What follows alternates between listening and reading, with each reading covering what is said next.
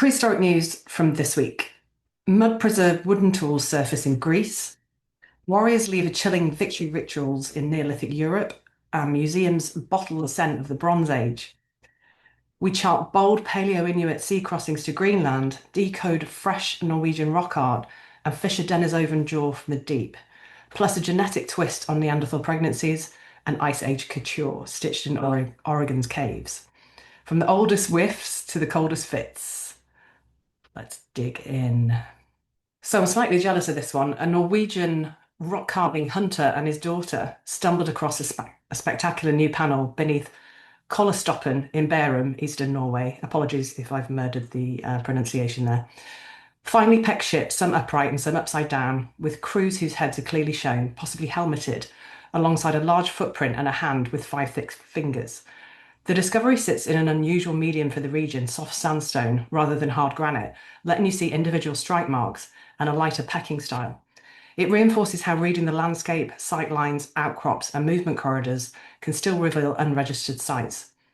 Local archaeologists say that resources are tight, so skilled citizen hunters like Tormod and his daughter are expanding the map. And he's boosted the register from about 10 to 70 sites since 2023. So hats off to him and his daughter for that new discovery. Very jealous. Okay, next up. Perishable technologies from the late Pleistocene in Oregon are rewriting how people survived the Younger Dryas. A Science Advances study reports that 66 radiocarbon dates from Cougar Mountain Cave and Paisley Caves on 55 plant and animal items, identifying 15 different taxa.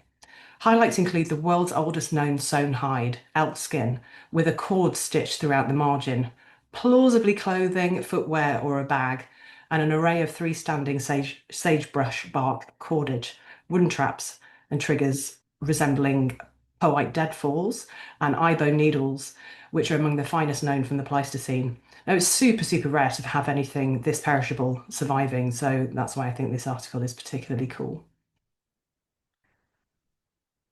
And fresh isotopic detective work in Science Advances on 2 late Middle Neolithic pits in the Alsace region between Arnhem and Bergheim suggests one of Europe's earliest martial victory celebrations. The deposits contain victims with unhealed trauma and separate bundles of severed left upper limbs. Pretty gross.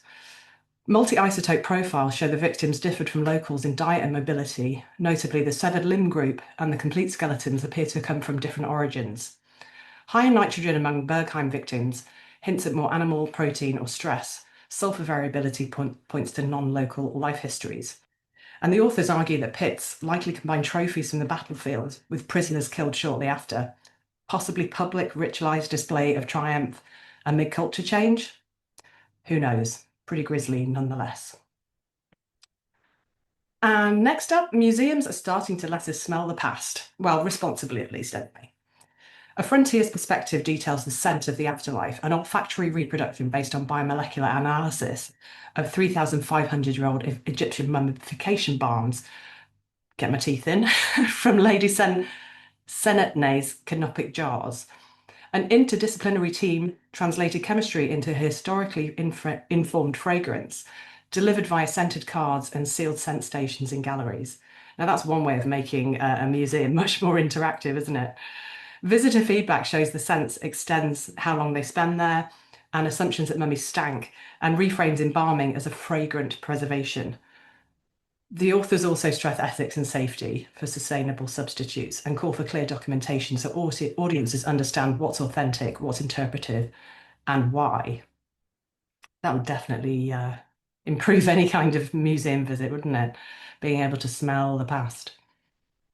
And on to the next news story from the tropics. The Denisovans, or Denisovans, depending on how you pronounce them, have just turned up in the tropics.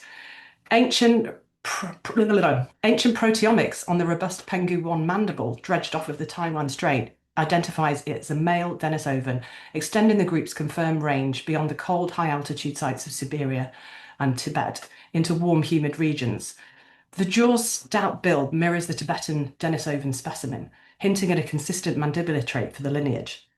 It bolsters genomic signals of Denisovan ancestry across East Asia and into Oceania, with a hard fossil data point. Next up, could childbirth complications have hampered Neanderthal survival? A new review in the Journal of Reproductive Immunology argues that preeclampsia or eclampsia, unique to human and tied to our deep invasive placentation, may have been even more frequent in Neanderthals because they lacked a modern human safety switch that decouples many cases of fetal growth restrictions from full maternal preeclampsia. Without these protective mechanisms, rates could have been high enough to dent fecundity, compounding small population sizes and interbreeding. The paper calls for closer dialogue between obstetrics and paleoanthropology to test genetic pathways. So interesting that preeclampsia may have been part of the story of why the Neanderthals no longer exist. Next, over to Greece. Wooden tools from 430,000 years ago from Marathusa 1 site in Greece push back the handheld wood technology dates. In Pinas, researchers report 2 modified artifacts from an alder and willow poplar, a worked alder trunk with wear consistent with digging it along a paleo lakeshore, and a tiny finger-held tool likely used in lithic manufacture, notably small for the Pleistocene as well. Now, I'm a little bit dubious about this one. Have a look at the pictures and see what you think. A third alder piece bears deep claw marks from a large carnivore, hinting at hominin carnivore competition at the elephant butchery site. These rare waterlogged finds underscore that early hominins routinely used plant-based toolkits that we almost never see. There's a bit of a debate around this one. Have a look at the pictures and decide for yourself if you think that they were definitely used as tools or something else. And the last story for today is that early Paleo Inuit mariners were bolder than we thought. A new antiquity paper reports dense early Paleo Inuit features on the remote Kitsitsut Islands within the North Water, only reachable by a hazardous open water crossing of roughly 50 kilometres. The repeated presence of bilobate tent rings with axial structures beneath seabird cliffs implies reliable skin-on-frame watercraft, advanced navigation, and community-scale mobility, likely mixed in fleets, kayak-like and maybe umiak-like craft. The authors argue early Paleo Inuit weren't merely adapting to a pre-existing ecosystem as the Polynya stabilized around more than 4,500 years ago. Their maritime lifeways interacted with seabird colonies and marine mammals, potentially shaping nutrient cycles and species distributions.